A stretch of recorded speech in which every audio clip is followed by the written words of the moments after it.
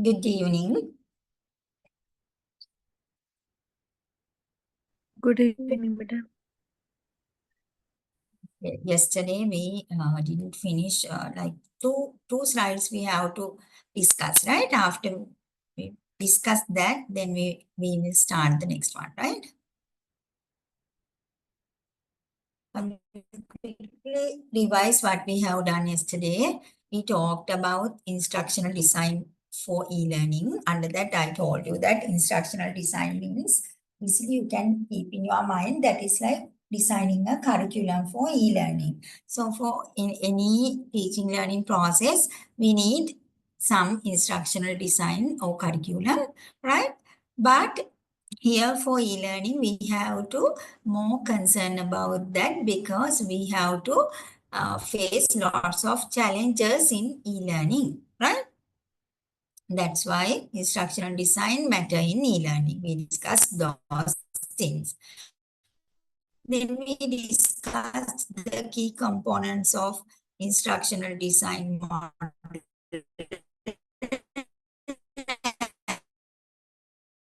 Then I came to instructional design strategies in any design. Just think design means the curriculum. Inside the curriculum, we have strategies, design strategies for e-learning. Especially we need specific particular strategies to use because of these reasons, right? Then we talked about these specific strategies that we can use in e-learning: storytelling, guided learning, scenario-based learning, learning through exploration and discovery, simulations and gamifications. So detail explain all these things. And after that, I talked about learning objectives and outcomes in e-learning because for any instructional design, we have to talk about, firstly, we have to talk about the objectives, then the content, then the learning experiences. All these things we discussed, right?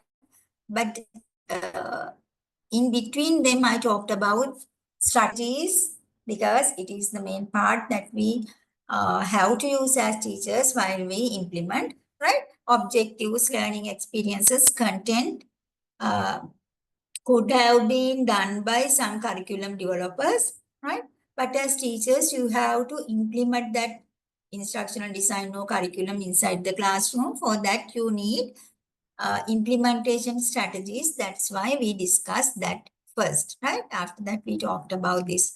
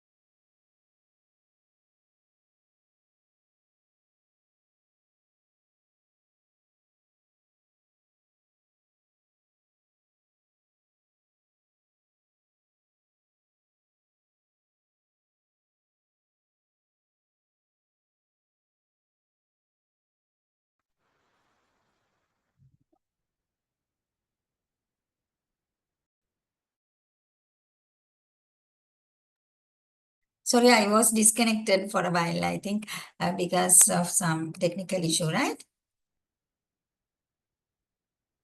Did you hear my first explanations till these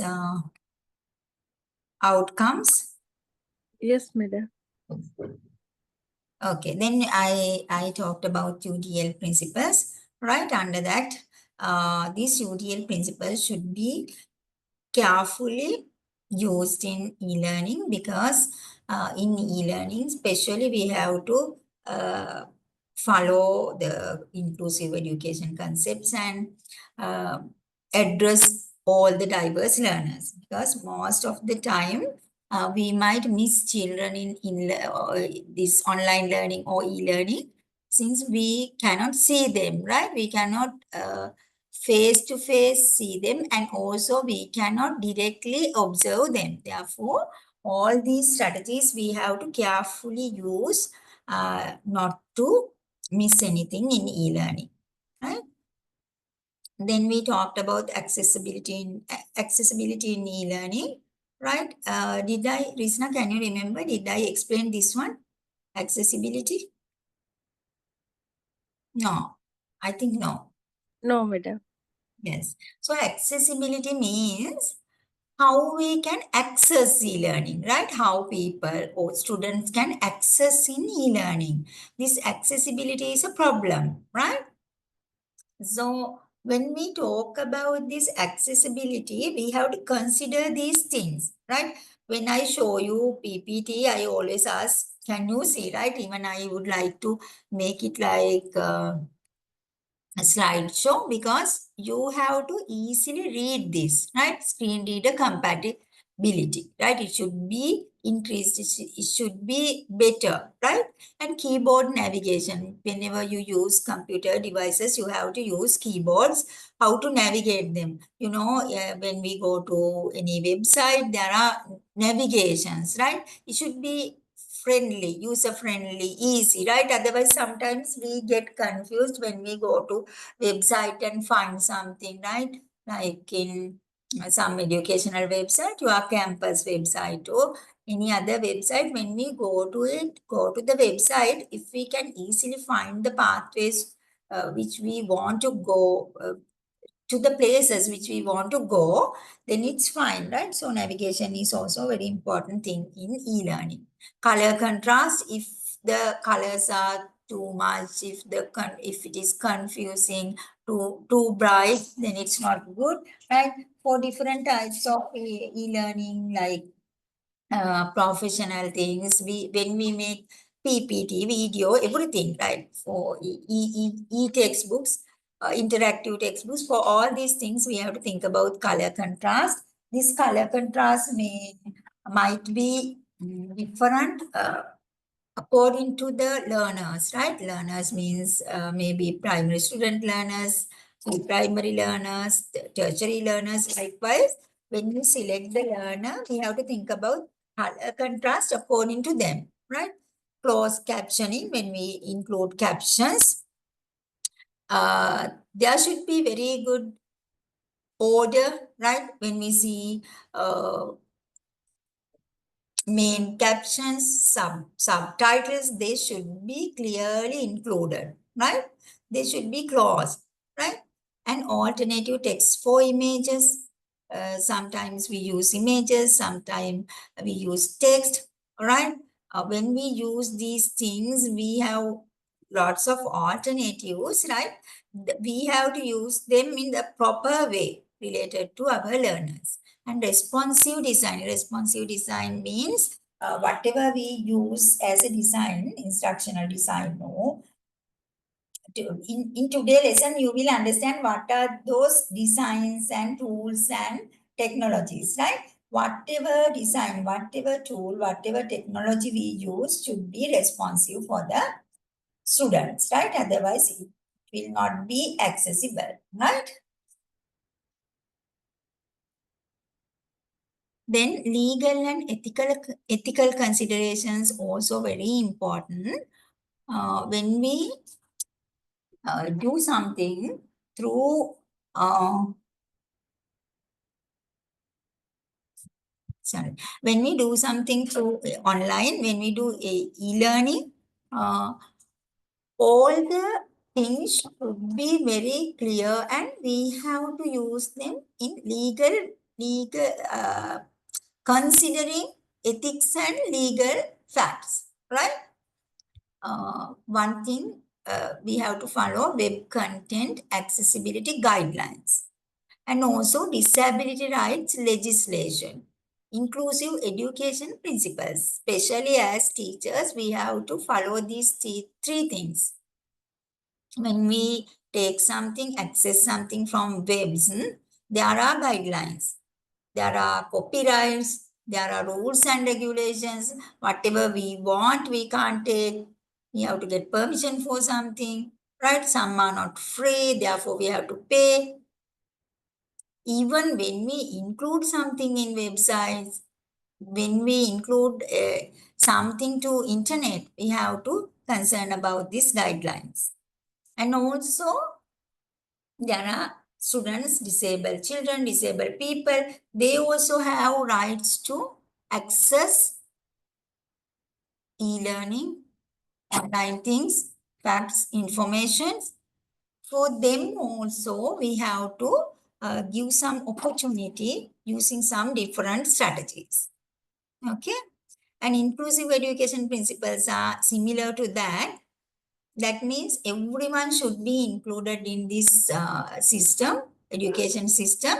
Like in classrooms, we call these classrooms are inclusive classrooms. That means we treat every child in the same way, regardless of their differences. Here, don't miss up this.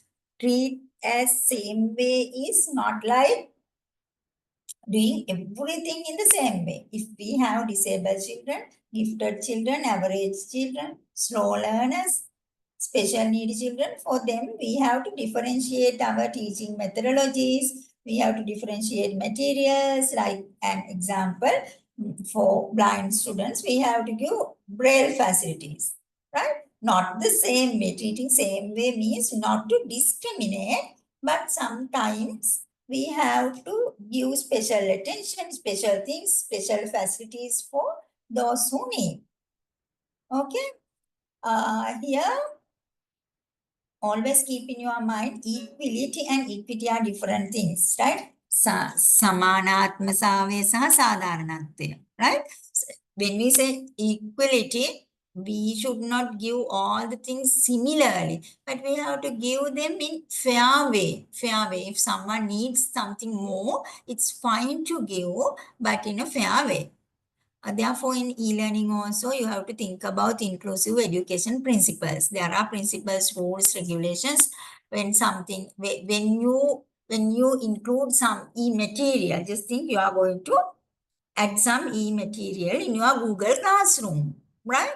So, if there are special needy children, for them you have to do something special, some special material, some for blind children you can include just without video, some audio, right? But that audio should be very interactive, including everything needed to explain. Likewise, for special needy children, slow learners, for everything, different games, gamifications, different interactive ways you can use, right? When you learn today lesson, you might surprise and you might understand how much tools and technologies we have to use for e-learning, right? I just included some of them only, but you will realize uh, what are the things that we can do through this e-learn, right? So we have to think about legal and ethical consideration while we are doing e-learn. I included some references too. Actually, this is our last lesson, yesterday lesson. Now I am going to start today lesson. Mhm.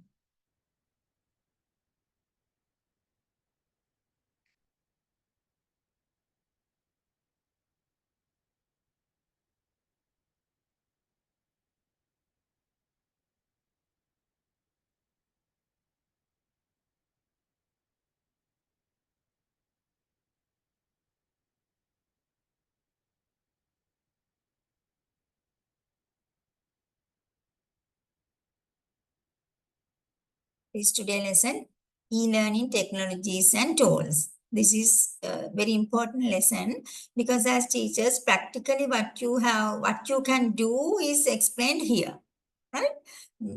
Rather than all the theoretical things, these are the practical things that you can use. So after I teach you these things, you just practically try these things. I think you already have tried lots of tools, lots of technologies, but specifically the things that you haven't heard before, you can try, and also you can add more things to this list, right?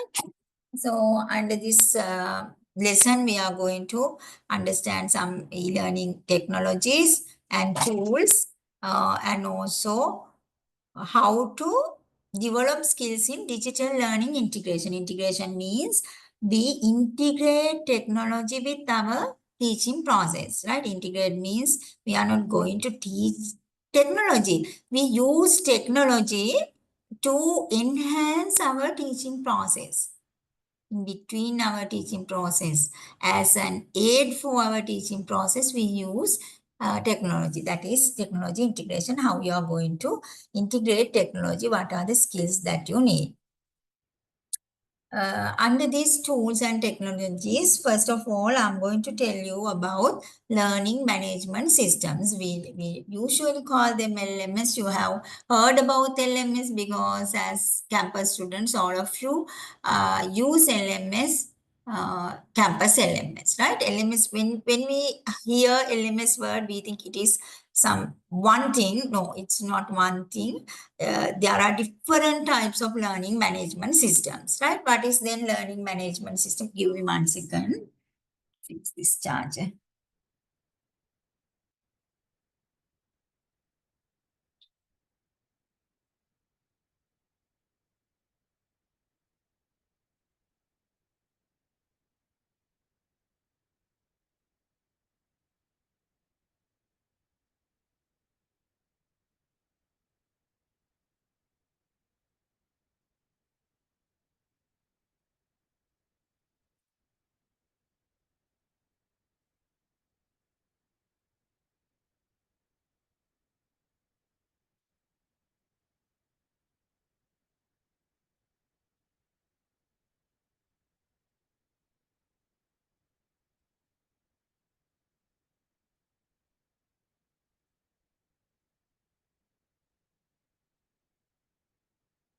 Right.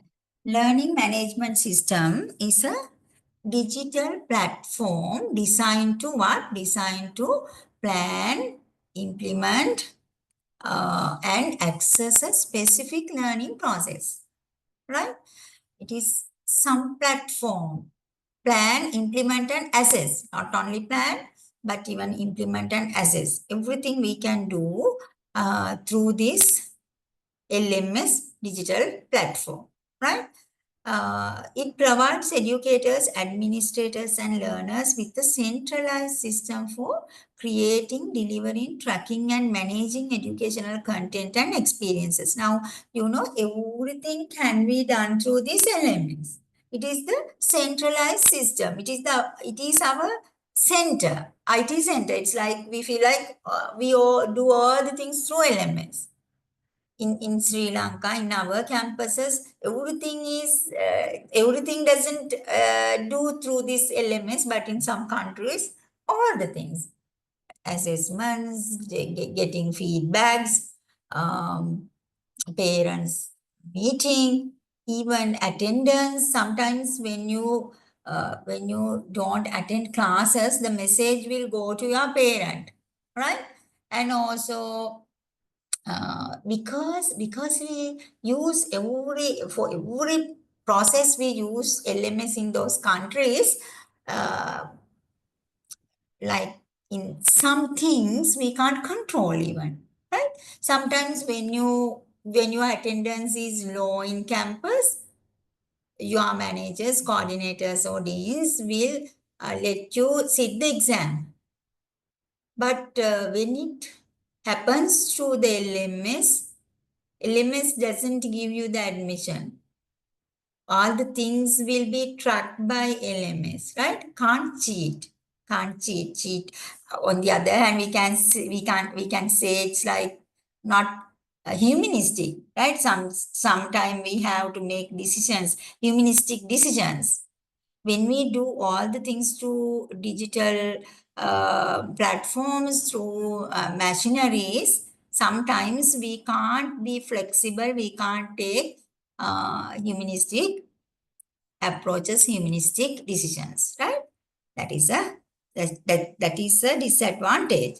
However, what I wanted to tell you, LMS, although we use for very limited things in Sri Lanka, LMS is not like that. There are lots of thousands of things that we can do through LMS. So you can see some main things, key components of LMS. One thing, course management. You already know course management.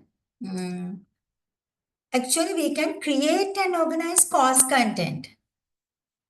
Even we can structure curriculum. We do this thing, third one, upload learning materials. We do. Now see what are the things that we do and what are the things that we can improve using LMS. Upload learning materials as documents, videos, presentations. We usually upload PPTs and documents, right? And develop modules and learning paths are also can be done through LMS. Course management, these are for managers actually. Institute managers, administrators, they can use LMS for these purposes. User management, manage student user profiles. So all the profiles are included in the LMS. Track individual progress. Not only giving all the marks, all right, giving their grades, all these things can be done and track individually their progress through LMS. Set access permissions. Access permissions, that is very important. Access permissions through LMS, sometimes when your attendance is low, when you haven't paid your financial things, your fees, access permission will not be allowed, right? These things are also controlled by LMS. Enroll students in courses. Although we don't do, these things also can be done. Communication tools. Yeah, there are communication tools too. Discussion forums, direct messaging, we use direct messaging. Announcement systems, we use. Email integration, we use. Real-time chat features also we use mostly. Discussion forums, I don't know whether you use or not. It is also again vary from one campus to another campus, right? And also LMS are not the same, like not the same tool. There are different tools as LMS, I will show you. Then also again, the things that we do through LMS can be varied. These are the general things that we can do. And assessment capabilities. Assessment means we can evaluate our student. We assess our students. Here we have features to create, assess them, create papers, even quizzes, tests, through this LMS, although we don't use. Normally lecturers don't use LMS to do these things, no. But we can. If like, if the managing system or administrators want to create tests and quizzes or these things by the administration, then they can use LMS, even can give access to lecturers to create these things through LMS. Automated grading. When we give results, they automated, LMS automated grading for students. Performance tracking, when there are grading system, automatically we can track their performance and analyze through graphs, charts, we can analyze averages, right? And the percentages of students' marks, all these things. And also there are feedback mechanisms according to these analysis data, according to grades, according to marks, right? We can get the feedback through LMS. Again, tracking and reporting also can be done. That means for all these things, we can make reports. Through these reports, we can identify learning gaps. These analytical reports we can provide in detail, as in detail reports to learners, sometimes for to parents. Can track post completion rate, performance reports, student engagement can be monitored. As I told you, attendance can be marked by LMS. Okay. So it's like the procedure you have to understand little by little. I can't explain all these things. In sometimes, like through LMS, these attendance are connected to mobile phone, and lecturers can mark through the mobile phone. They have to click something when the students are present or absent, right? Then these things again can be seen through URLMS. It's like that, interconnected. All the things can be interconnected. Right. So the important components in LMS I explained you. Now, what are the accessible features? How can we access this LMS? One thing, even we can access through our mobile. That's what I told you. From mobile also, we can see our attendance reports, all these things, marks, grades, mm, announcements, everything. Multi-language support, yes. LMS is a tool. We can sometimes in some LMS translate language and get the idea from another language. Screen reader integration. Screen reader integration, that means reader can get all the information through screen, right? Customizable interfaces. Whenever we want to modify something, whenever we want to adjust, adapt, or change something, it can be done in LMS. These are the special features, accessible features in LMS. Now say what are the popular LMS platforms. We know the name LMS only, but these are the different LMS platforms. Moodle, Canvas, Blackboard, Google Classroom, Teachable, Schoology. I just very quickly brief you what are these platforms. Moodle. What is Moodle? You have heard about Moodle. Now you find what is the platform that you use in your campus, right? Moodle. This is a free one, highly customizable learning platform. Customizable means we can modify, we can change according to our needs. Created in 2002 by Martin Dagiamas. Here, educators can personalize learning environments. That means according to the learners, according to the differences of learners, we can change the learning environment. Especially used in universities, even in schools. This is very flexible one. There are lots of free things here. Even if because it is free tool, free platform, community can use it for community development. There are different ways that they can use this Moodle.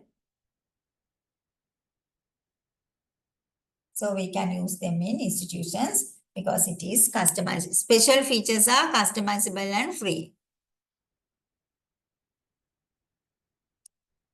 Canvas.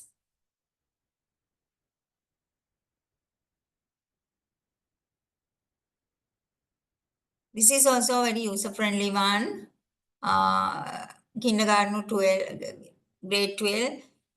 From kindergarten grade 12 in schools they use. There are lots of educational technologies in Canvas. Very strong mobile applications, easily we can use in mobiles. There are lots of real-time collaboration tools. Real-time collaboration tools. What do you mean by real-time collaboration tools? At the same time, we can collaborate with other people using these tools. Support video conferencing and multimedia content. That's why That's why we said it is real-time collaboration, because especially Canvas used for video conferencing, these type of things. Blackboard, this is one of the oldest one, mostly established one because it is the oldest one, especially used in higher education institutions.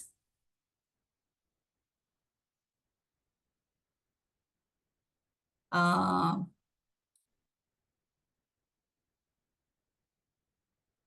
Offers comprehensive learning and teaching tools, comprehensive, easily understandable, right? Provides advanced analytics and assessment features for evaluation of students. There are different features, not only in online, even in blended learning environments, we can use this tool. There are different versions, learn, collaborate, etc. Especially in enterprise level educational institutions, they use Blackboard platform. Okay. So when we take one topic like Blackboard or Canvas, we can go through it in detail, right? If you are interested, you can read. You can read more and go through and get lots of information.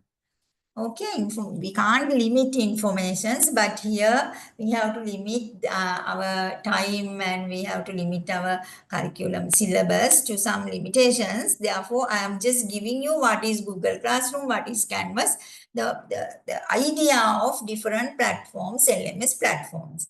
If you want to know how to use Google Classroom, what are the benefits, disadvantages, all these things, all the features, these things you can read and find if you want. But basically, you can get some idea through this. Google Classroom, very easy thing. Even you might have done this. Use this Google Classroom. It's a free web-based platform. Getting from Google Workspace, right? It is very simple to create, simple to distribute your documents or your materials, uh, simple to grade assignments, right? And also the thing is, this is Google Workspace something. All the other Google tools like Google Docs, Google Sheets, all these things are integrated with this Google Classroom. We can integrate all these things. And for small, medium settings, even when you do tuition class, you can use this Google Classroom. You don't need much technical knowledge for Google Classroom. It is very simple, not that much complicated. You can do support. It is supportive for collaborative learning. At the same time, lots of students can learn through Google Classroom. It is free, right? It is free. Teachable. It is also online course creation platform. Easily you can create courses through Teachable. User-friendly, course builder, payment processing integrated, marketing and sales tools included. Therefore, in business purposes, this Teachable is used, right? For independent educators, trainers, entrepreneurs, they can use Teachable and do their own businesses. They can create their own small courses. Even we can use video, text quizzes through Teachable. Even for your tuition classes, you can use Teachable. Schoology, that is also suitable for kindergarten to grade 12. Collaborative learning tool. Very strong assessment tools are there. We can integrate with any other educational technologies.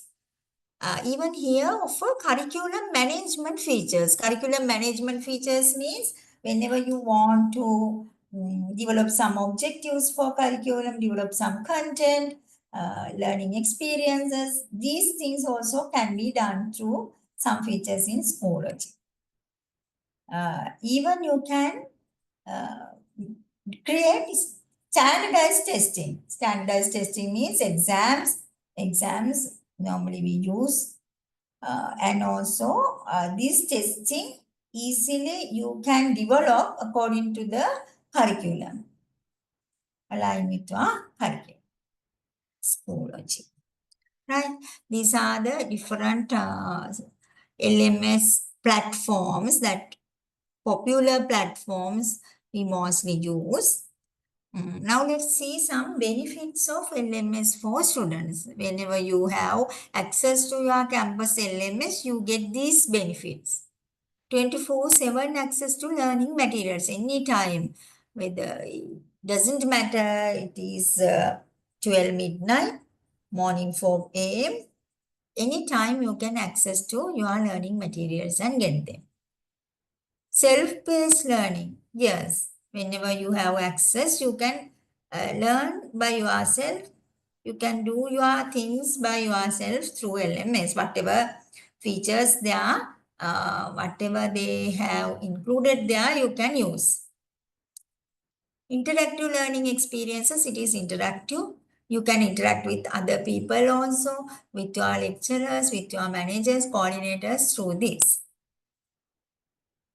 Clear progress visualization. Through LMS, we can easily, I said that there are assessment tools, feedback tools, so we can visualize progress through charts, graphs, through LMS.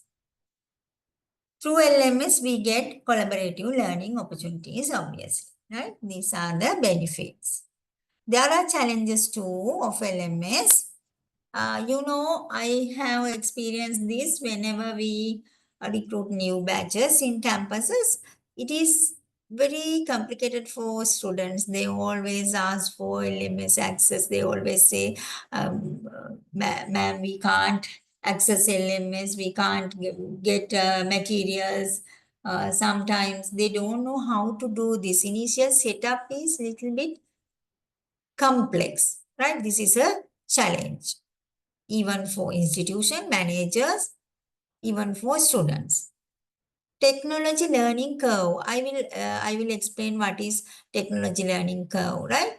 Potential technical issues, or the potential technical issues whenever we don't have internet, whenever we don't have proper devices, due to some management issues, due to some institutional issues, we might face different technical problems.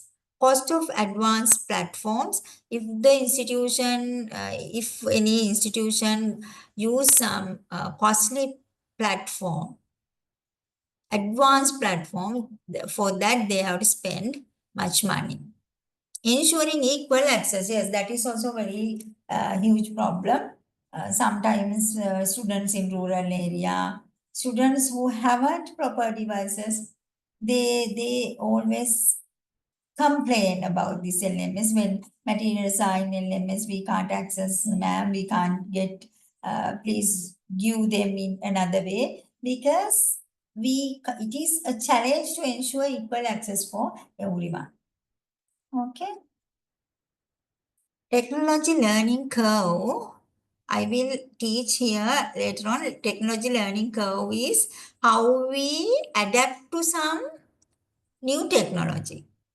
It's like, we call it curve because it's like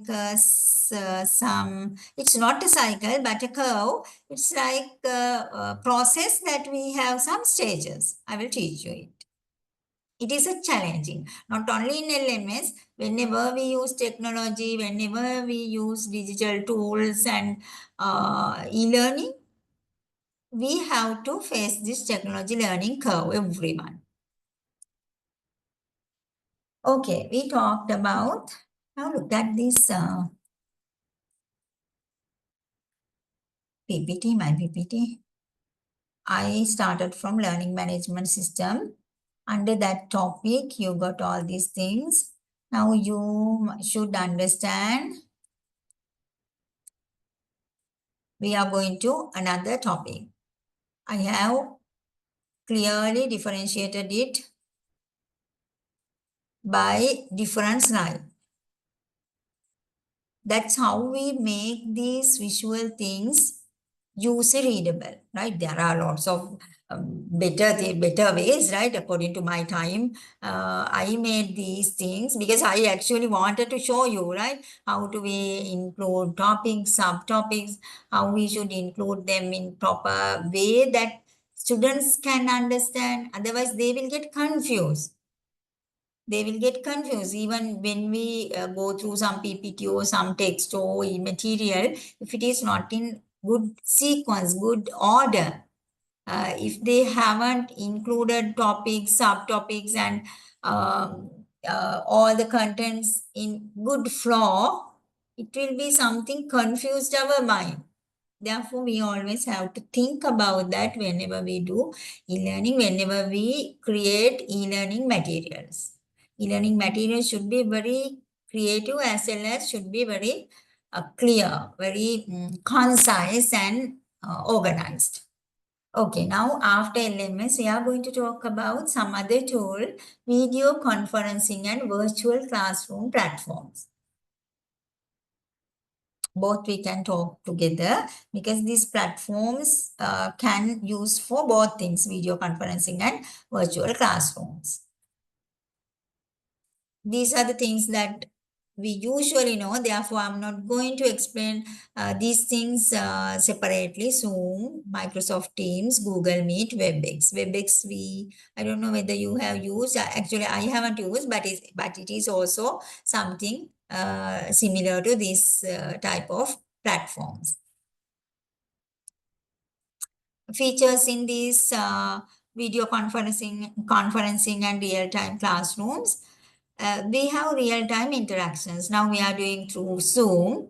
Real-time interaction, you are there, I'm here, but we can interact each other at the same time. It's not like you are listening to recorded lecture, right? You are there, real time. At the same time, we are interacting. Screen sharing, we can share screen. That's why I have already shared this PPT in the screen. Breakout rooms, yes, breakout rooms. I don't know whether you have used.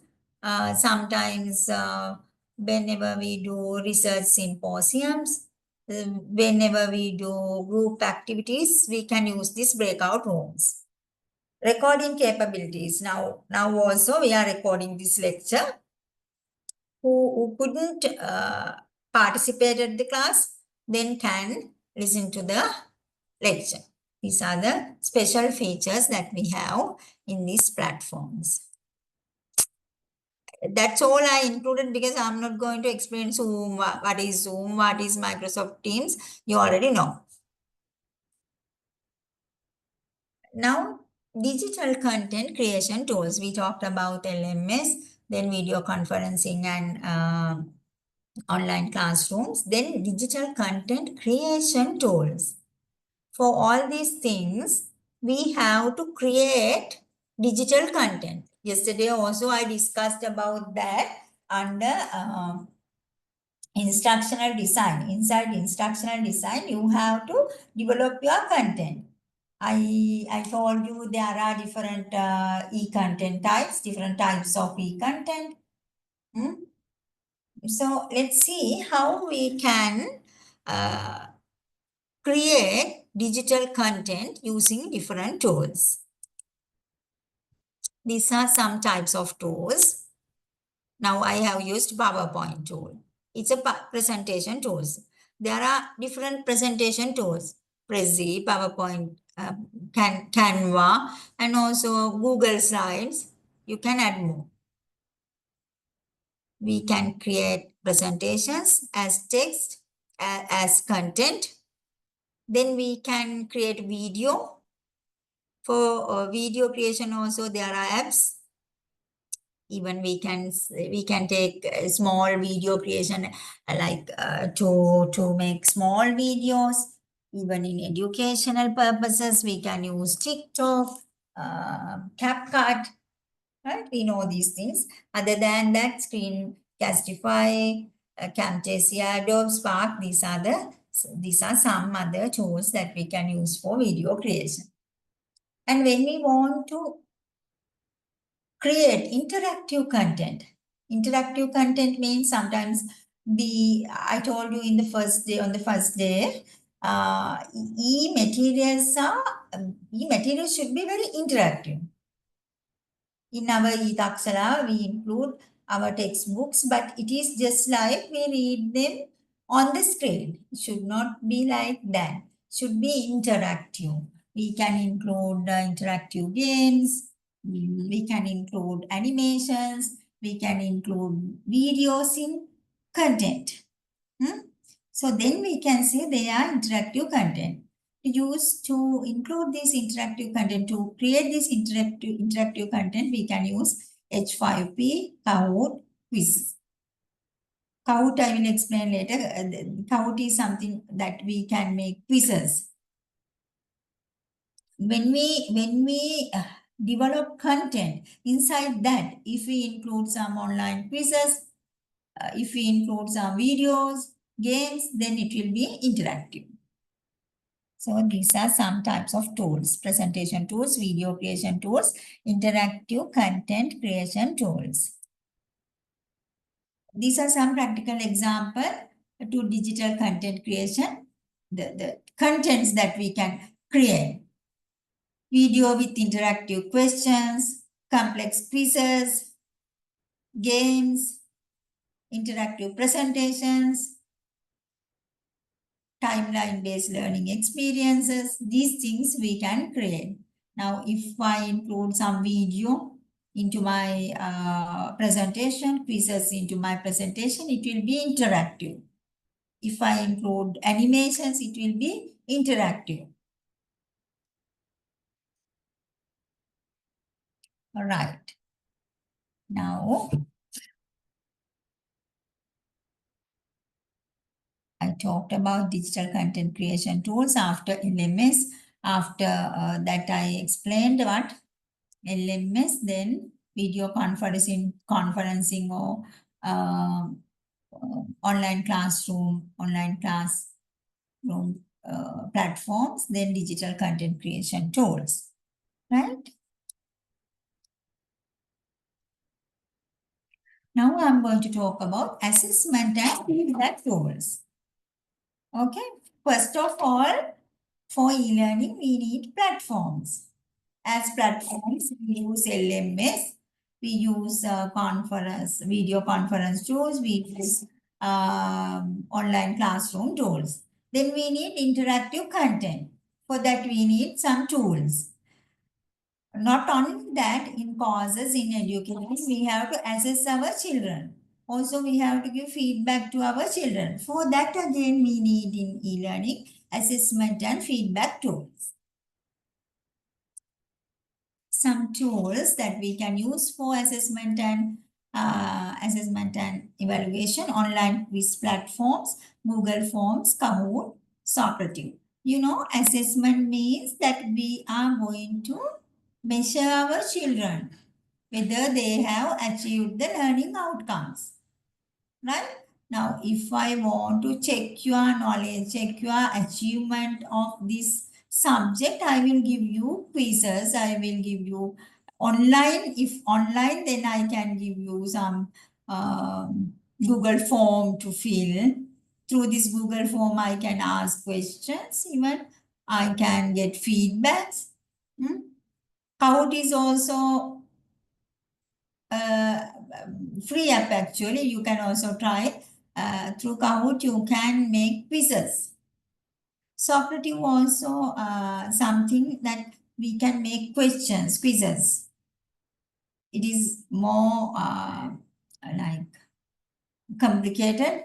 Complicated means not like hard. You can make complicated quizzes, questions through Socrative, right? Now, we need assessment tools, no? Assessment means that we are going to check our children's knowledge. Through these tools, we can make quizzes, we can ask questions. Through that, we can assess our children. online how we are going to do these things. And also we have to get feedback. For that we need feedback mechanisms. Feedback mechanisms are some popular feedback mechanisms are mm,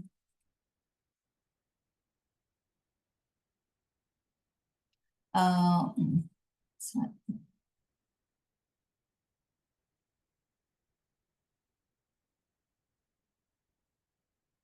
See, Padlet, Mentimeter, Google, Jamboard. These are names of them, right? I'm not going to explain how it does happen. If you want, you can read and no, they are not complicated. When you go through, easily you can understand the pathways and what are the features in these mechanisms. These things you can easily understand. Right, then let's see what are the benefits of assessment and feedback tools. Benefits of assessment and feedback tools. Now, why do we assess our children? Why do we assess students? We want to know about their progress, as well as we want to know whether, sorry, it was changed, no? We go in.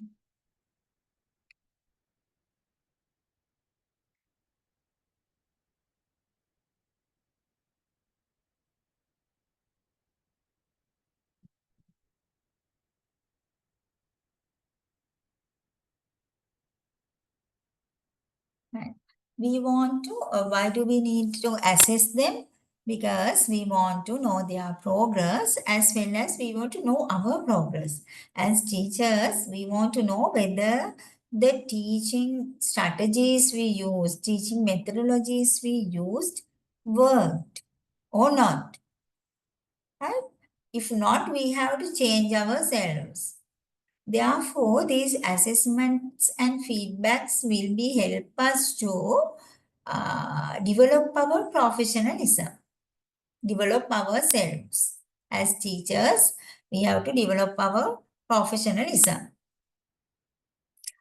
Uh, Other than that, what are the benefits of these assessments? Especially for primary children, we want to inform their progress to parents. Right? Other than that, what are the other intentions of assessments?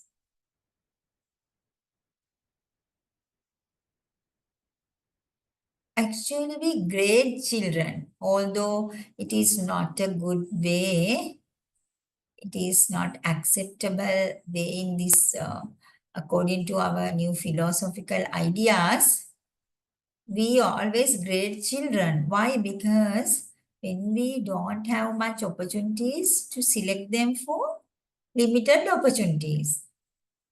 Hmm?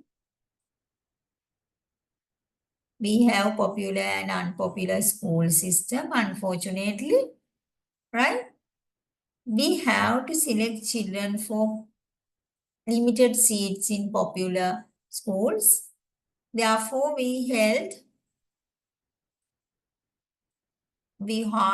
do this scholarship exam in grade 5 to grade them for limited, to select them for limited opportunities. Hmm? And also in O level, A level, especially A level, again, we have limited opportunities for some prestige, according to our country's attitudes, for prestige job opportunities like medicine, engineering, to go to medical faculty, engineering faculty. We have to have some competitive exam, that is also assessments. For these assessments, in this one other intention, select them for limited opportunities again. Hmm? Limited opportunities in tertiary education, in universities. Okay. So the thing is, due to this competition, these attitudes about jobs, attitudes about social status, popular and unpopular schooling systems.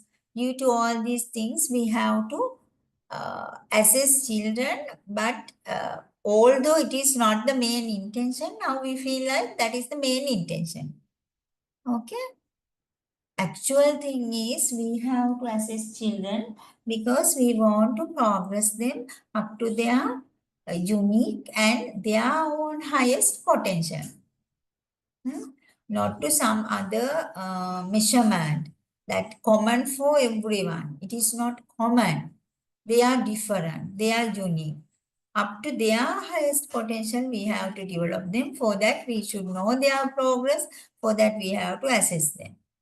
As well as we should know whether our teaching methodologies, whether our curriculums have been succeed.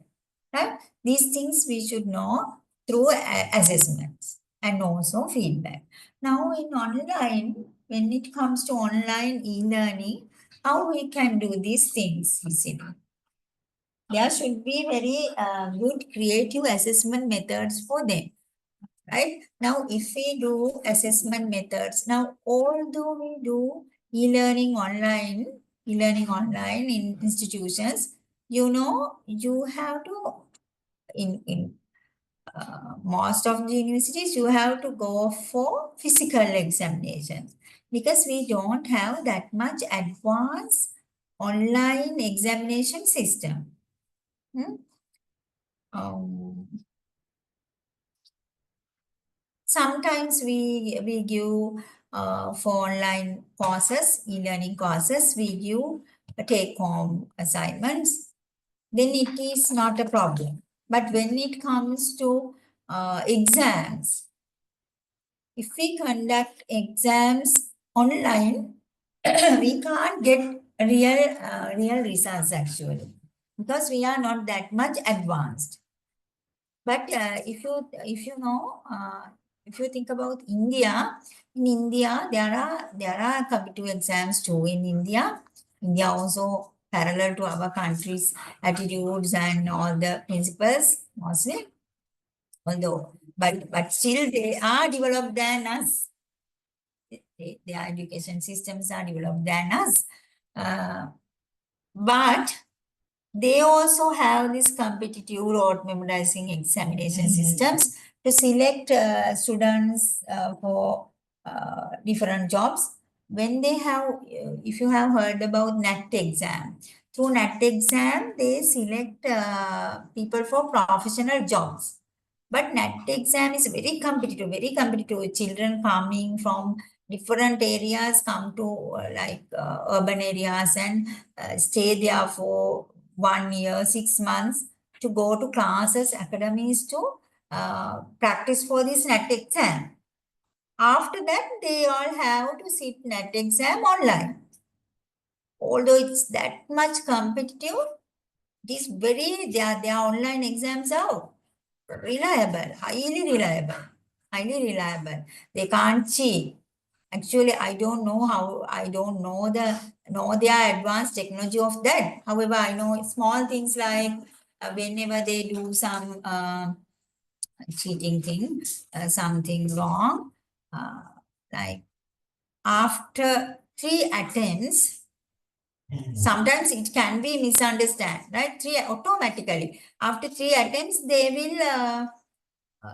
have to go from the exam. They will be disconnected. They will be disconnected. It is very reliable. Anyone cannot cheat after lots of attempts, after hard training periods, hard road memorizing period. They sit for these exams online because their online assessment systems are highly reliable with advanced technologies. Give me 1 second. Wow.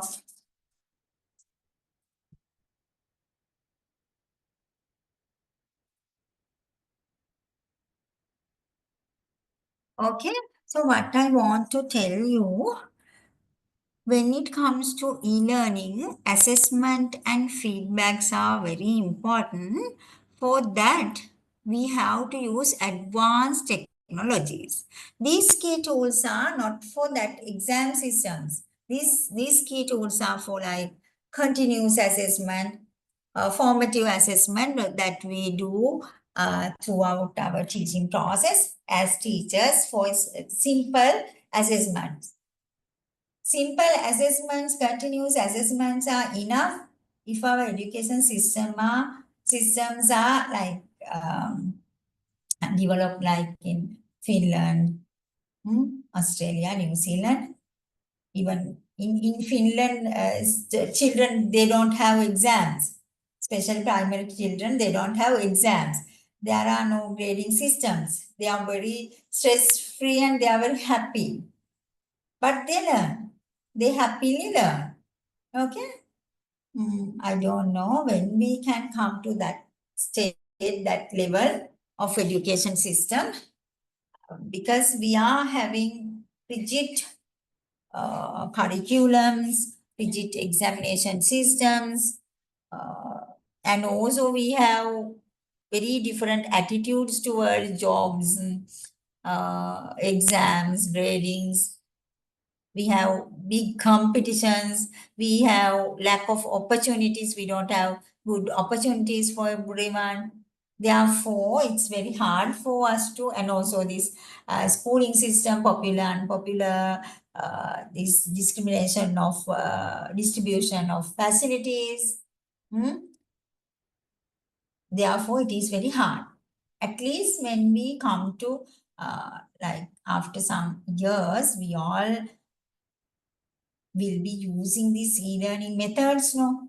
In these methods, at least we have to use very advanced technologies. Nowadays, I have realized that in COVID periods, in our universities, even in state universities, they used online exams. But we all know, but we all got to know that children cheated, students cheated. We didn't have that much good advanced technologies to track them, right?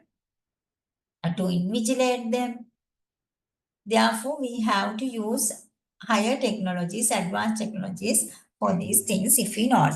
But here I explain only the tools that we can use in our teaching process to assess them, to evaluate them, whether they understood our lesson, right?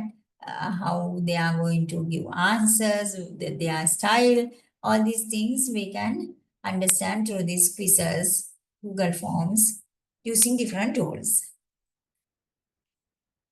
Feedback mechanism is also very important, especially when it comes to e-learning. We should get feedback because we don't meet face to face.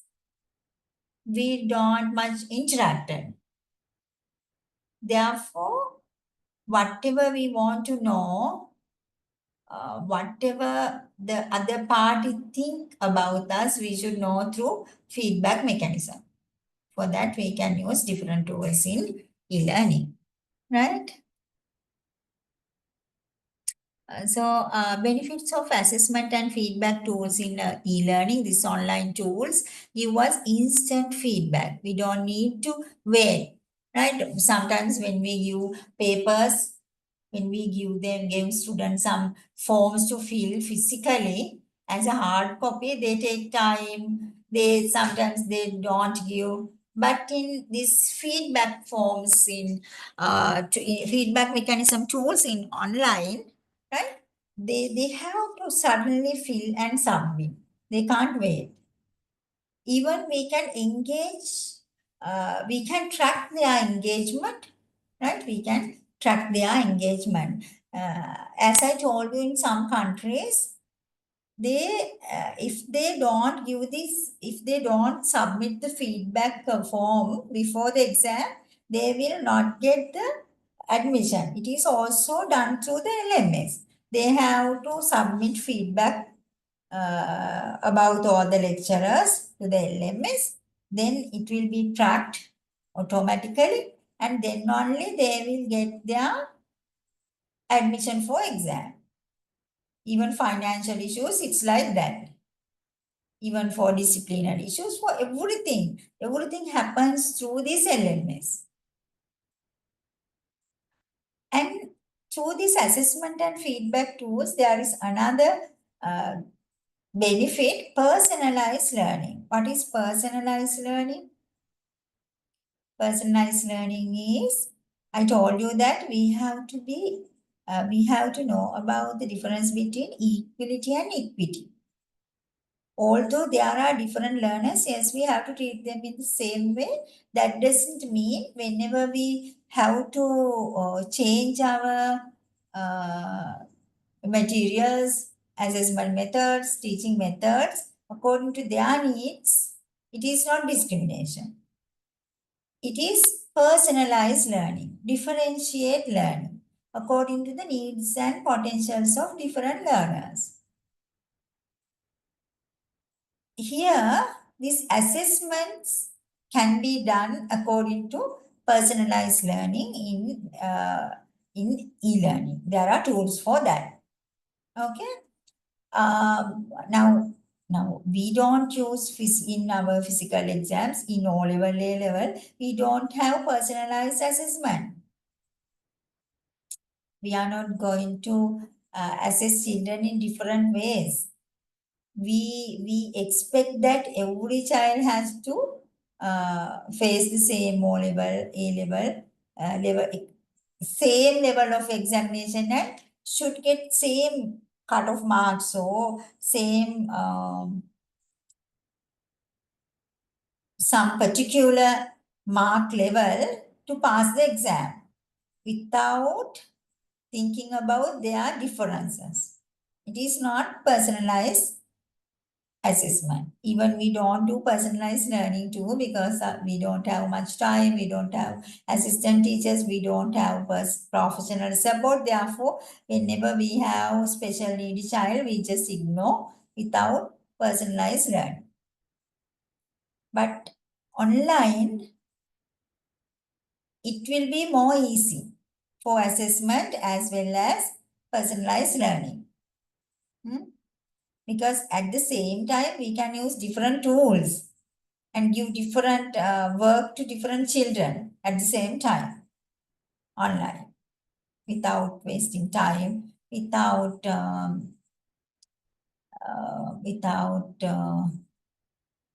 giving special attention for them. Just we can give the exercise or give the interactive work for them, different works for them, and later on we can observe. It is also not that much easy, that is also hard, but online we have lots of features, lots of tools, as well as lots of e-learning contents, differentiated e-learning contents like videos, audios, text.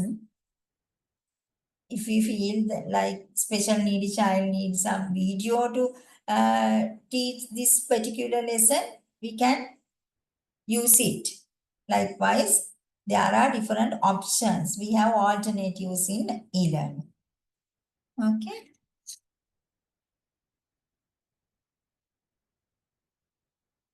Right.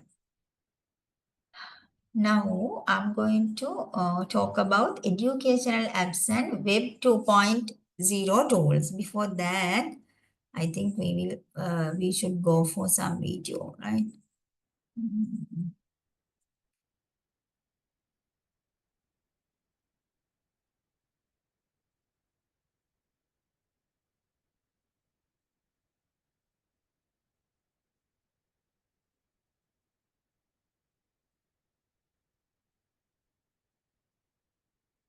So,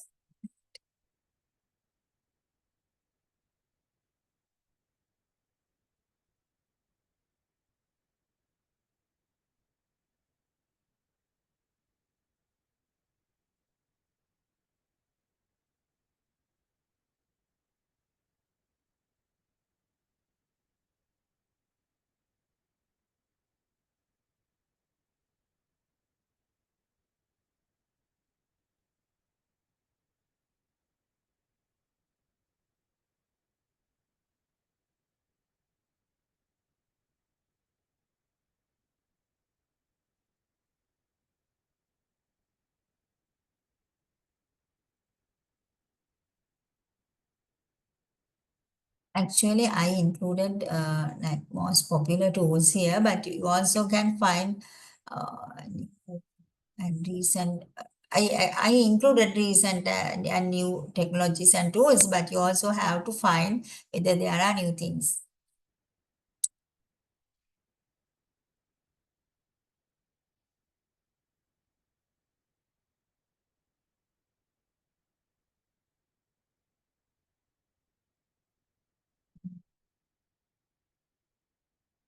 Let me see some interactive feedback mechanism. Mm,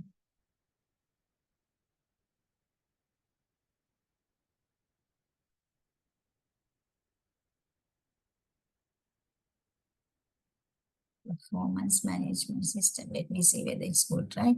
Not the one I wanted to show. I just thought I should show you another one. First, I will just check once, okay?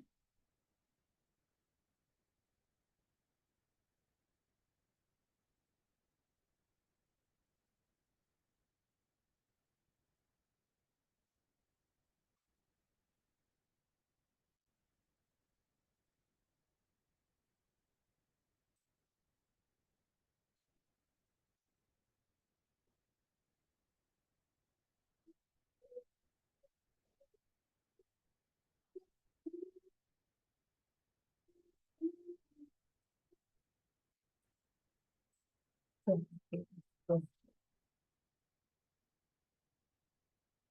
Okay, don't worry. We will do that previous one I told you. Mm.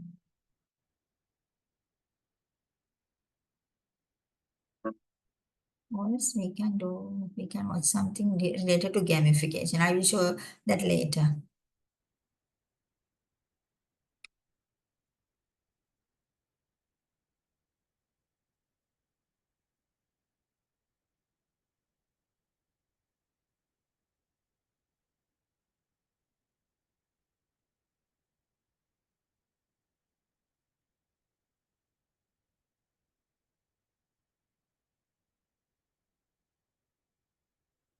Hi everyone, today I'm here to help you enhance students' learning and engagement with gamification.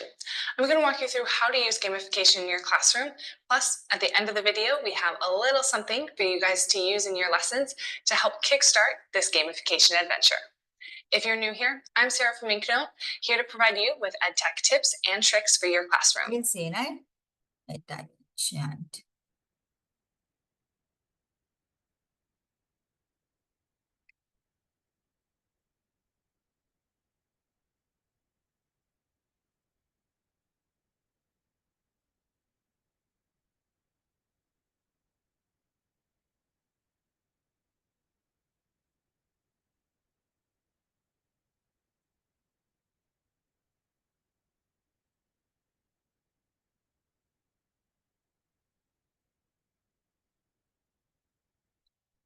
Hi everyone, today I'm here to help you enhance students' learning and engagement with gamification. I'm going to walk you through how to use gamification in your classroom. Plus, at the end of the video, we have a little something for you guys to use in your lessons to help kickstart this gamification adventure. If you're new here, I'm Sarah from Inkno, here to provide you with EdTech tips and tricks for your classroom. If this sounds like something you're interested in, help us both out and hit that subscribe button.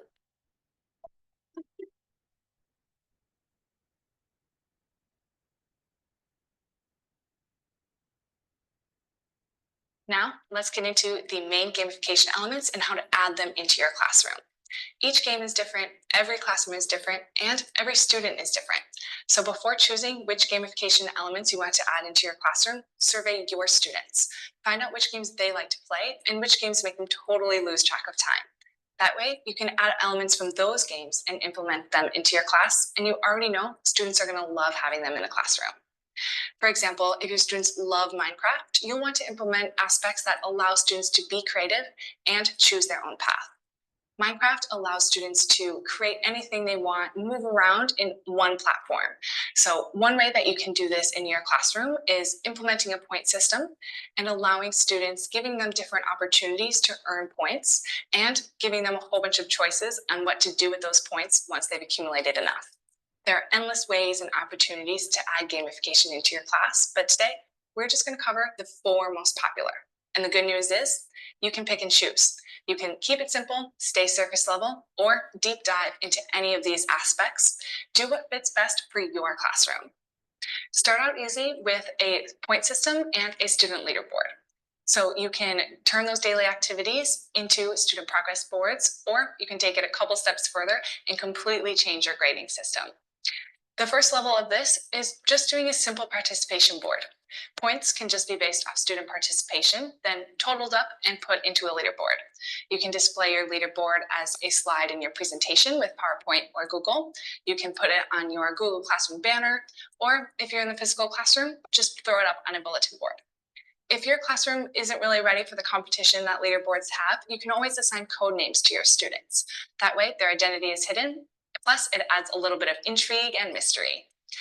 Take it up one level because just participation points is pretty minimum. So you can add in different activities throughout class for different opportunities for students to earn points. And then you can throw that up on the leaderboard as well. And once a certain number of points is accumulated, students can level up and get a reward. Rewards can be individual, like earning a free time or extra credit, or students can pool their points together as a class to earn a dance party or maybe a pizza party.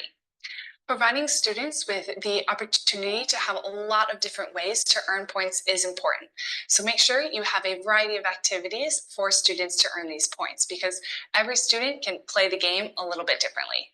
Okay, now that third level. Turn all of these points into a grading system. So some teachers have actually used this point system as their grades.